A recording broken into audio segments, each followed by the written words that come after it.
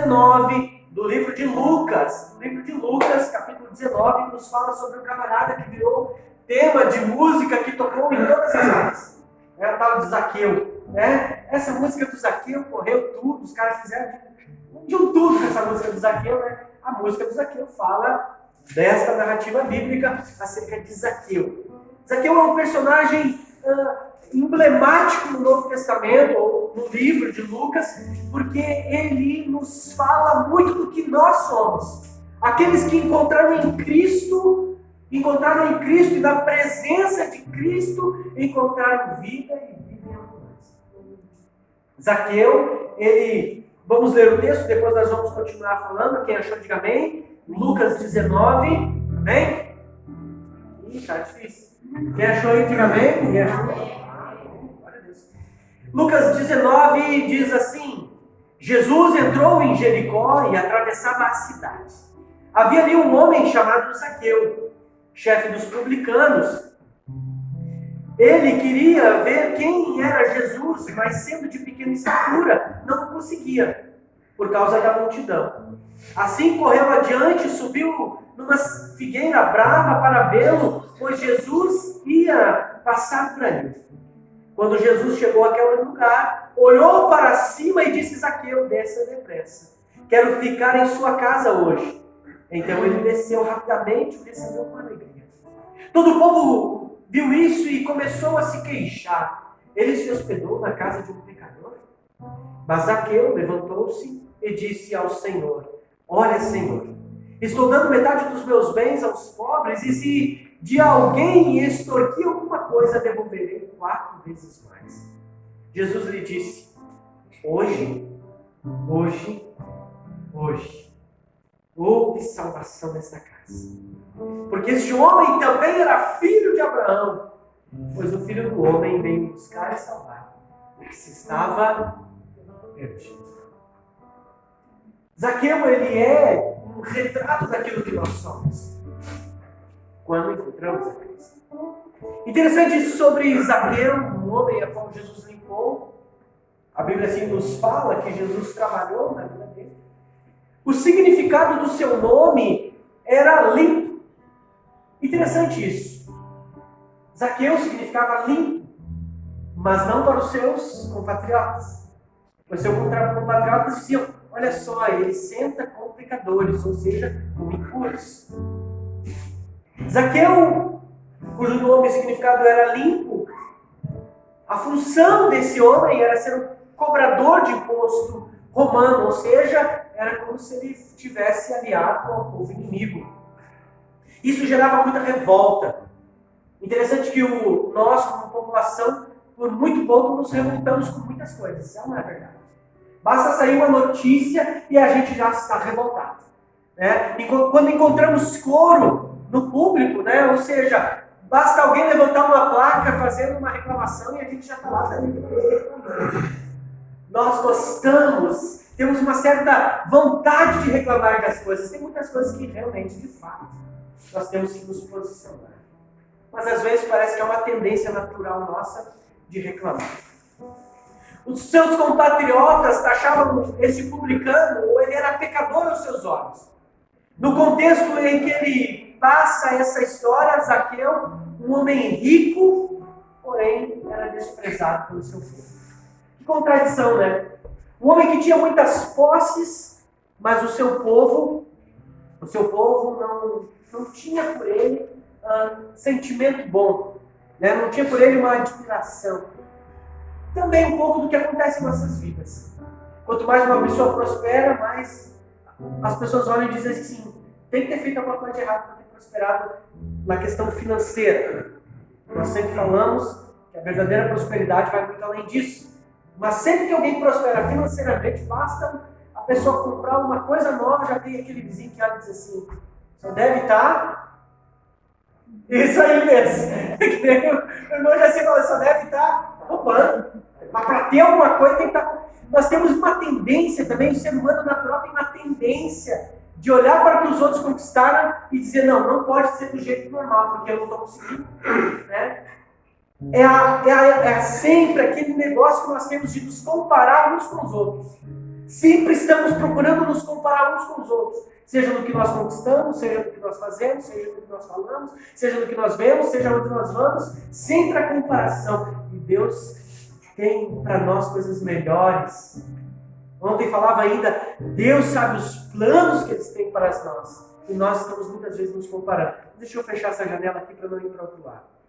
Nos nossos dias não é diferente. Existem pessoas que aparentam ter tudo, porque Zaqueu aparentemente tinha tudo que o homem poderia ter. Mas quando você olha para os pormenores, você vai ver que ele não tem o respeito dos seus amigos. Ele tem talvez uma boa casa, ele tem talvez a sua boa... Deixa eu ver, naquele tempo era o quê? Um burrinho? Talvez ele teria um burrinho mais novinho. Talvez ele teria alguns servos lidando na sua casa. Talvez ele teria o melhor utensílio fabricado por um artesão daquela época, um vaso mais bonito. Um vaso que não era de cera, mas um vaso que era de porcelana ou da matéria que fosse naquela época. Talvez ele tivesse grandes luxos em sua casa, mas tinha algo no coração de Zaqueu que não batia, que não fechava. E isso muitas vezes acontece nos nossos dias. Pessoas com tantas e tantas coisas, mas que no fundo se sentem cada vez mais vazias, desesperadas por um sentido em sua vida, desesperadas por entenderem o seu propósito, por entenderem o que elas devem ou não, ou o que elas devem fazer. Zaqueu, cujo nome tão bonito, limpo, por fora tão reluzente, mas por dentro com um vazio existencial tão grande. Por um vazio existencial tão grande, que só o que o completava era o que ele tinha de coisas. A gente fala sobre o consumismo. Vivemos na era do consumismo. Vivemos na era onde esse casaco, se daqui a pouco ele perder a cor, eu não uso mais ele. Eu não mando nem consertar. Eu vou lá e compro outro. Quer dizer, eu não sei até quando. Enfim, nem sei. Estou falando aqui, mas daqui a pouco eu compro outro mesmo. Vivemos na era onde não se remenda. Eu não sei do passado, quem se lembra. E às vezes aí vira moda, né? Casaco na ponta do cotovelo. Tinha uns... como é que se chama aqui? Quem entende de moda, que não é eu aqui, que se chama aquilo? Uma cotoveleira aquela, né? Isso aí, ó, mostra aí, ó. Mostra aí a casaca. Às vezes vira moda. Mas eu creio que lá no início isso aí não era moda. Isso aí era necessidade. Não é verdade?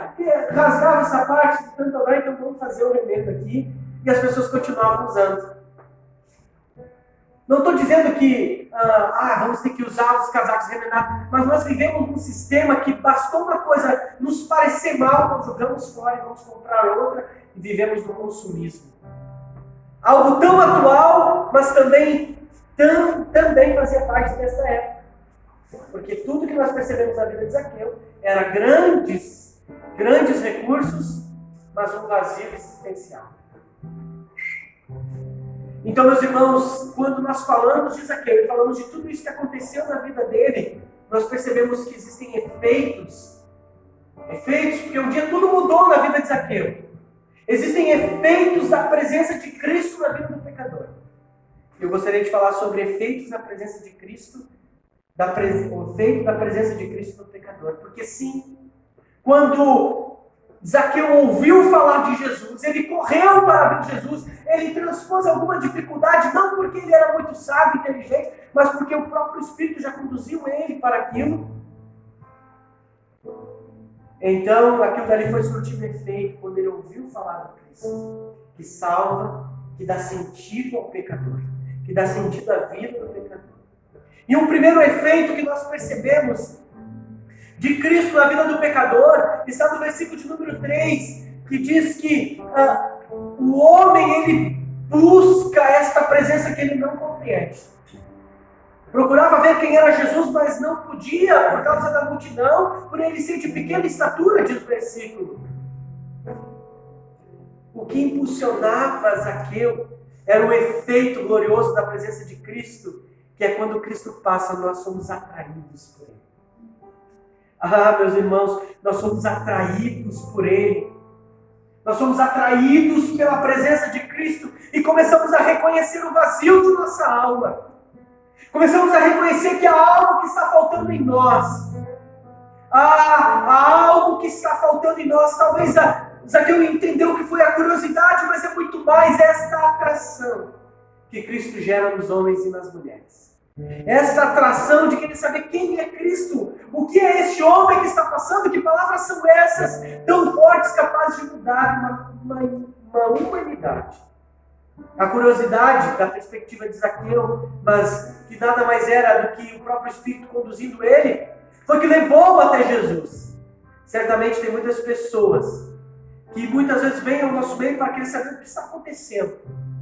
Essas pessoas vêm e vão, elas caminham no nosso meio, elas dizem que querem estar com Cristo, mas muitas vezes isso é só da boca para fora.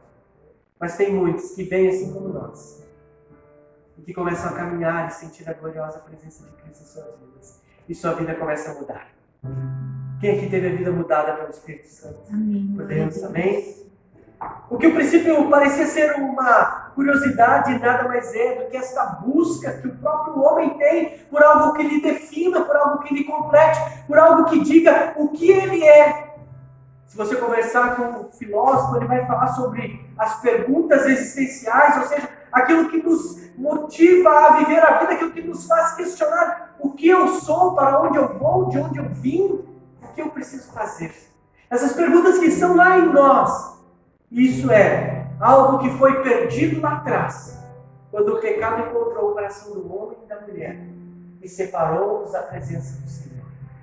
Desde então, nós estamos correndo como Zaqueu, procurando árvores para reconhecer aonde passará o meu Salvador. As pessoas estão buscando o Salvador. Para uns, o Salvador é o Bolsonaro. Para outros, o Salvador é o Lula. Para outros, o Salvador é a não sei quem. O Salvador não é nenhum desses. O Salvador é o Senhor Jesus Cristo. Amém. Glória a Deus. O Salvador é o nosso Senhor Jesus Cristo. E está passando como naquele dia, procurando homens e mulheres. Ajuda ela ali, procurando pessoas, olhando, procurando pessoas para dizer: ei, hoje eu quero ir na sua casa. O Senhor continua fazendo isso. Eu não sei o que os trouxe aqui. Eu não sei o que trouxe você nessa presença. Mas saiba que como naquele dia Jesus está aqui. E isso não muda. A presença do Senhor está aqui. Então, o Senhor produz efeito. A presença de Cristo produz efeitos. E entre esses efeitos, há o reconhecimento do vazio da alma. Este reconhecimento do vazio da alma gera uma atitude, ou seja, é uma atitude impulsionada pelo próprio Espírito Santo. Então correu adiante, subiu no sicômoro a fim de vê-lo, porque havia de passar. Quantas vezes nós estamos correndo, subindo sicômoros ou árvores e não entendemos nem mesmo o que estamos fazendo. Mas já é Deus falando, nos mostrando, revelando, fazendo nós fazer coisas, ou melhor dizendo, nos instruindo a fazer coisas que parecem não ser aquilo que deveria ser feito. Mas depois se mostra que Deus estava trabalhando nas nossas vidas. Amém. Quem aqui não teve uma atitude diferente, diferentona, né? Uma atitude que as pessoas não entenderam, mas lá na frente provou-se que o Senhor estava trabalhando. Amém. Eu lembro quando um dia eu saí do meu emprego, eu tinha já muitos anos, porque eu não aguentava mais aquela situação, e uma situação que eu acabava vivendo, e um dia eu peguei e olhei e disse: eu estou indo embora. E ali houve uma surpresa, porque eu acabei saindo sem nada, porque eu recebi uma outra oferta de emprego, não era melhor, mas eu queria sair daquela situação. E chegando nesse outro emprego, durou 2 semanas, eu fui despedido. Porque eu não era para aquilo, e porque aquilo não era para mim. Porque ali o Senhor estava preparando algo melhor, que depois aconteceu, depois de terminar aquele emprego que eu fui despedido. Tentei voltar para o outro, desesperado. Que burrice que eu fiz! O que eu tinha na cabeça para fazer isso? Mas aí o Senhor usou a minha esposa para dizer: não, mudou a nossa vida. Mudou. E a partir daquele tempo, eu comecei a trilhar o caminho que me levou ao seminário, e do seminário me levou ao ministério, do ministério me colocou aqui hoje. Amém. Glória a Deus. Mas eu fiz um passo que naquele momento, para mim também, eu fui tão apertado pelas circunstâncias que eu tomei um passo que eu não queria tomar, mas tomei porque, enfim, eu estava tão confuso naquele momento, sem saber a direção. Mas ainda assim eu fiz. E na hora, depois que o mundo, que eu fui despedido 2 semanas depois com filhos, eu pensando, o que eu fui fazer? O que eu tinha na cabeça? Voltei para minha casa, pense num homem voltando para casa, pensando, o que ele vai falar em casa? Como é que eu vou fazer para retomar o meu emprego antigo? A minha situação antiga? Mas o Senhor já estava preparando o coração da minha esposa para dizer, não, tudo mudou. Aleluia, muitas vezes nós subimos em algumas árvores em nossas vidas. E as pessoas não entendem o que isso é. O que significa, nem mesmo nós entendemos. Isso é uma linguagem metafórica, não que você tem que subir numa árvore, se quiser subir também suba. Quando a gente era pequeno nós subíamos, né? Aí a gente cresceu, a gente parou de subir em árvores. Sei lá o que deu na gente. Né? Quando era pequeno subíamos, era uma diversão subir numa árvore. Não sabíamos talvez o perigo que era, ou a gente começou a ficar com mais medo depois de adulto. Não estou dizendo que você tenha que subir numa árvore, mas estou dizendo que existem atitudes, muitas vezes, que são incompreendidas até por nós mesmos. Mas Deus, lá na frente, nos mostrará que Ele estava trabalhando em nossas vidas. Amém. Glória a Deus. Aleluia. Meu irmão, isso deveria falar ao teu coração. Isso deveria falar ao teu coração que, ei, opa, você não controla toda a sua vida. É um engano achar que nós temos todas as respostas e que tudo que nós fizemos está de acordo com aquilo que nós achávamos que tinha que ser. Muitas vezes estamos subindo em árvores, não percebendo que o Senhor está trabalhando. Ele está querendo fazer algo na nossa vida. Como é que nós vamos saber? Não tem como às vezes é só lá na frente.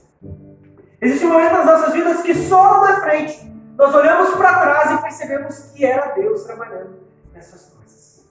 Existem momentos que só lá na frente nós temos discernimento do que Deus estava fazendo naquele tempo na nossa vida. E é só lá na frente que nós vamos ver o que Deus está fazendo hoje. Deus está federando.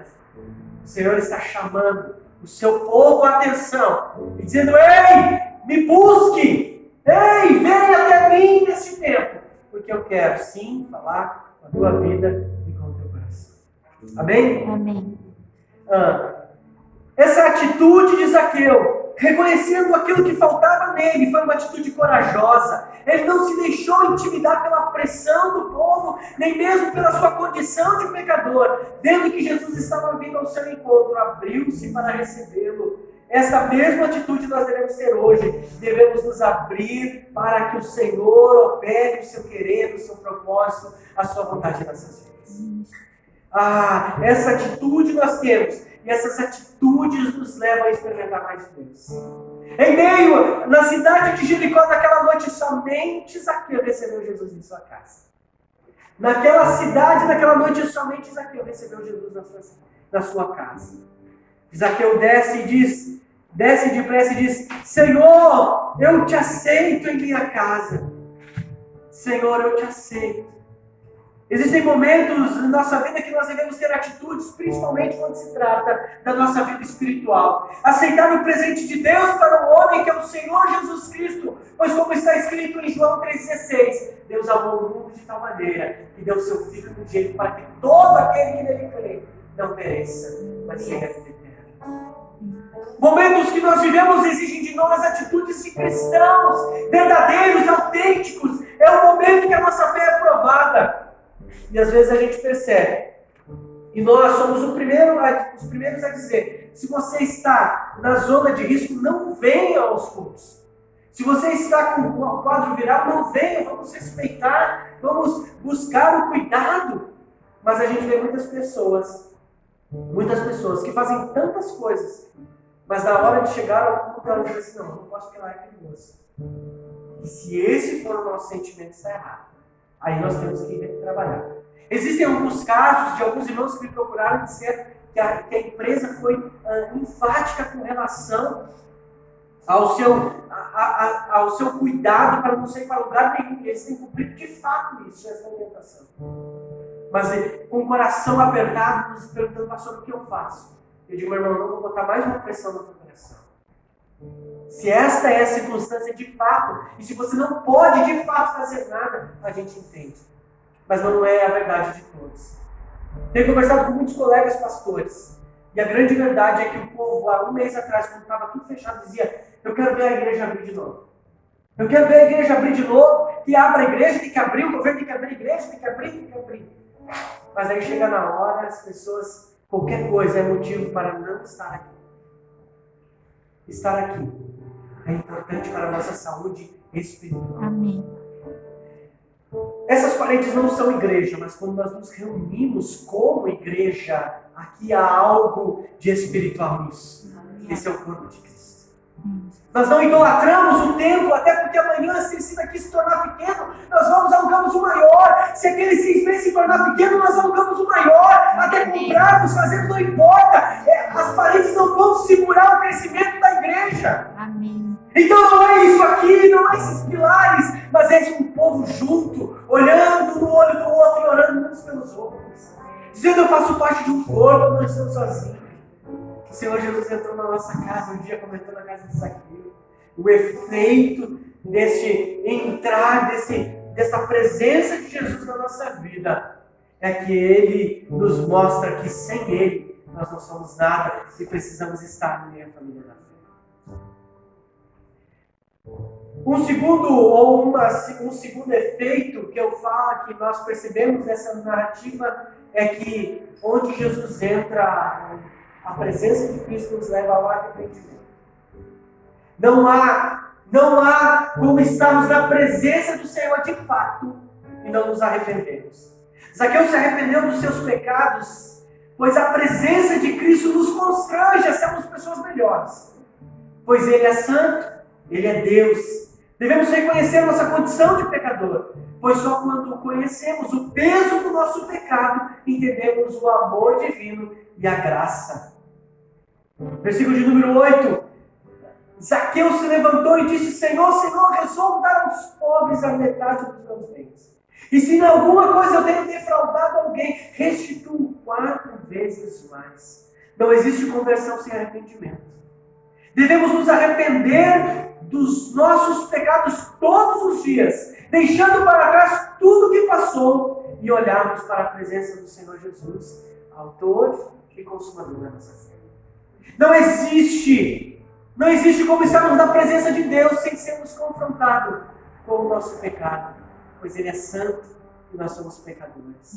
Falei no início que nós temos uma tendência a nos comparar, porque talvez nós olhamos e dizemos assim, não sou bom, realmente eu tenho muito falha, mas eu sou melhor que o Denner, isso para mim basta.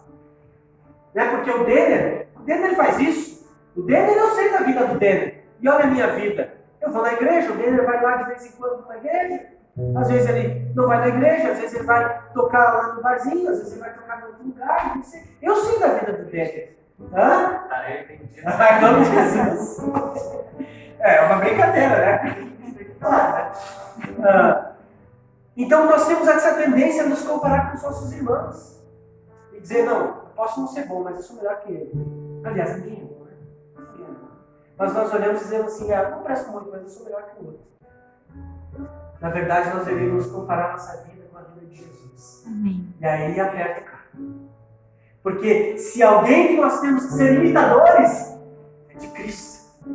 Se alguém que nós temos que ser parecidos, é com Cristo. Pois afinal nós somos chamados cristãos ou pequenos cristos. A quem nós estamos nos comparando? Qual é o padrão da nossa vida? Qual é a régua da nossa vida? Que seja o Senhor Jesus. Amém. Onde o Senhor Jesus estiver, haverá arrependimento. E arrependimento não é dizer, Jéssica, me desculpe por ter falado uma palavra que te ofendeu. Me desculpa, Jéssica, por eu ser estúpido. Me desculpa, Jéssica, por eu ter feito isso. É muito mais do que isso. É dizer, Jéssica, me perdoa e eu não vou fazer mais. Amém. Arrependimento vem carregado de atitudes. Arrependimento não é só um pedido de desculpa e amanhã tudo a mesma coisa. Nós podemos errar novamente? Claro que podemos. Mas nós devemos ser aqueles que mais querem não errar daquilo. Atitudes de arrependimento. Zaqueu revela atitudes. Que atitude de fato tem mostrado teu arrependimento com aquilo dos seus erros? O que de fato você tem feito que revela que você se arrependeu de alguma coisa? O que de fato tem feito você mais parecido com Cristo e menos parecido com o mundo? Arrependimento vem atrelado a atitudes, a palavras, mas a atitudes. Não adianta de nada um homem que bate em uma mulher. Nós vemos muito disso, muito aí fora. Não você enxerga, não é só no mundo aí fora. Existem milhares de igrejas, glória a Deus, não sei de nada disso no nosso meio. Glória a Deus por isso. Porque se eu soubesse, eu seria o primeiro a denunciar. Seria o primeiro a incentivar a mulher a denunciar qualquer agressão. Mas graças a Deus, no nosso meio, pelo que eu sei, não sabemos nada. Só que essas coisas são tão veladas, que nem mesmo às vezes os pastores sabem, nem mesmo às vezes a família sabe, nem mesmo as pessoas mais de perto sabem. Mas a grande verdade é que atitudes de arrependimento é quando eu paro de fazer aquilo que era errado. É quando eu tomo passos para parar e não só dizer assim, não, eu não vou fazer mais de novo. Como eu falei, e se você não sabe, aumentou a agressão. E como igreja nós temos que falar dessas coisas, porque você também deve falar para pessoas sobre isso. Aumentou, não sei quantos por cento, mas se não me engano, 50% a violência doméstica. Não sei se alguém sabe a informação certa. Alguém sabe, mas é mais ou menos isso. 60%? 70%, 70%. As mulheres do nosso país têm sofrido. Pastor, por que tu está falando desse tipo de coisa? Porque a igreja tem que falar das injustiças. Nós temos que ser o primeiro a anunciar as injustiças para que o Senhor comece a trabalhar na nossa nação. E a grande verdade é que muitas dessas mulheres, os homens chegam e dizem, não, nunca mais vou fazer.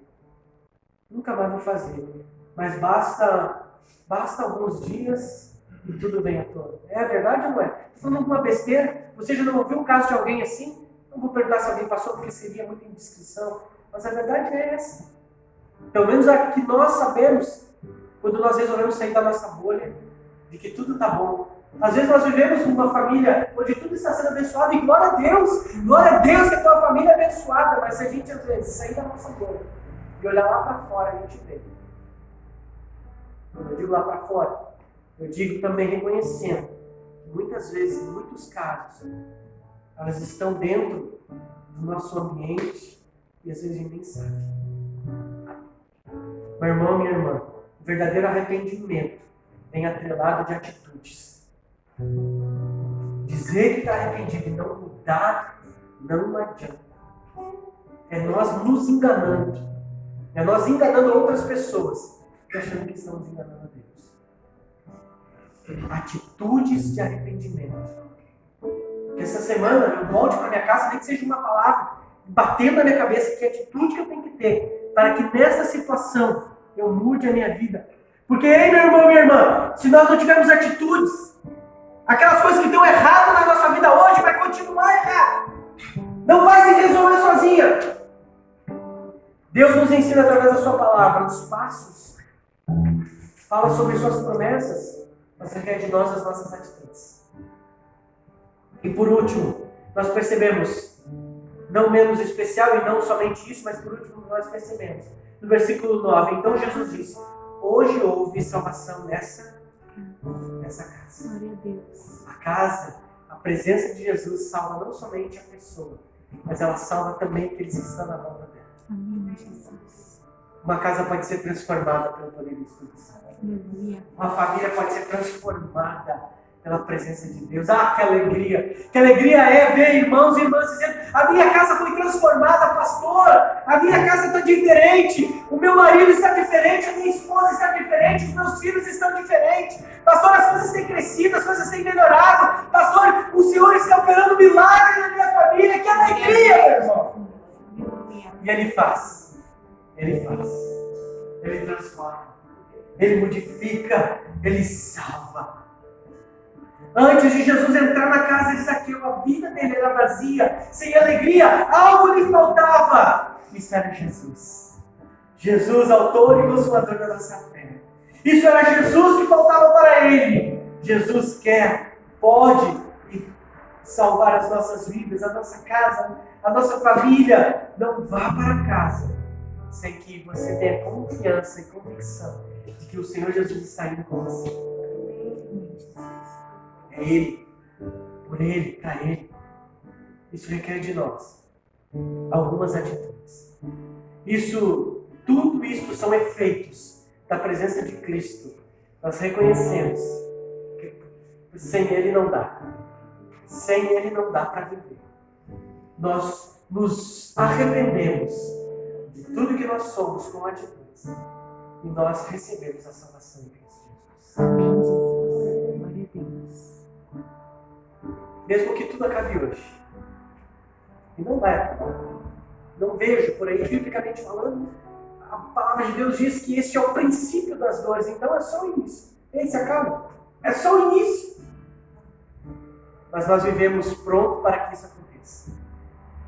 Mas mesmo que nesse exato momento o Senhor pedir a minha alma, a minha vida, eu tenho tudo que o mundo não pode me dar. Amém. É isso que fez com que Zaqueu dissesse: metade que eu tenho. Metade, Senhor, faz o que tu quer. A outra metade, Senhor, eu quero arrumar a minha vida com a outra metade. Ele está dando tudo ao Senhor. Porque metade ele está dizendo: Senhor, faz o que tu quiser. A outra metade eu quero arrumar na minha vida. O que eu preciso arrumar? Com quem eu errei? Para onde eu tenho que ir? O que eu tenho que fazer para resolver isso tudo? Porque agora tudo é teu. É isso que Zaqueu está dizendo. Ei, meu irmão, minha irmã, entregue tudo nas mãos do Senhor. E tudo isso passará. Você vencerá. O que você tem hoje, foi Deus que te deu. Se tomar, amanhã Ele te dá mais. O que Deus tem te dado, somente entregue nas mãos do Senhor. Tua família, teu casamento, tua vida, teu marido, tua esposa, teus filhos, teu trabalho, tua escola, tua faculdade.